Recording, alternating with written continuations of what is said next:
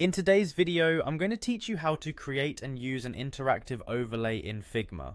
This might seem like a complex task at first, but with a few simple steps, you'll be able to enhance your design projects effectively. Figma is a collaborative interface design tool that allows you to create interactive prototypes seamlessly. Let's dive right in and get started.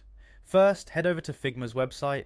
If you don't have an account, you'll want to sign up, but for today, let's focus on logging in. Once you're on the homepage, you'll see a login button conveniently located. Click on that and enter your credentials to access your Figma dashboard. Now that you're logged in, you'll find yourself at the Figma home.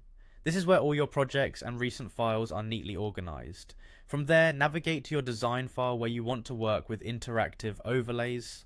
To do this, open your existing project or start a new one. Once in your design view, identify the element you wish to turn into an interactive component. Click on this element to select it. Next, you're going to create a component from this element, a crucial step for adding interactivity. To create a component, simply right-click on the element. From the context menu that appears, select the Create Component option. This action will transform your selected element into a component, making it the building block for your overlay. Now, with the component created, let's add some interaction to it. At the top of the Figma window, switch over to the Prototype tab.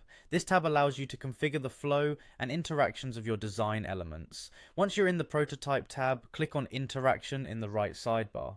This step is critical as it sets up the trigger for your overlay. With the interaction panel open, you'll then want to add an action. Click on the action drop-down and choose Open Overlay. This selection will set up the overlay effect for your component, making it interactive with a simple click or any other trigger you choose. The Open Overlay action is powerful because it allows elements to appear on top of the current design, mimicking real app behavior without any coding required.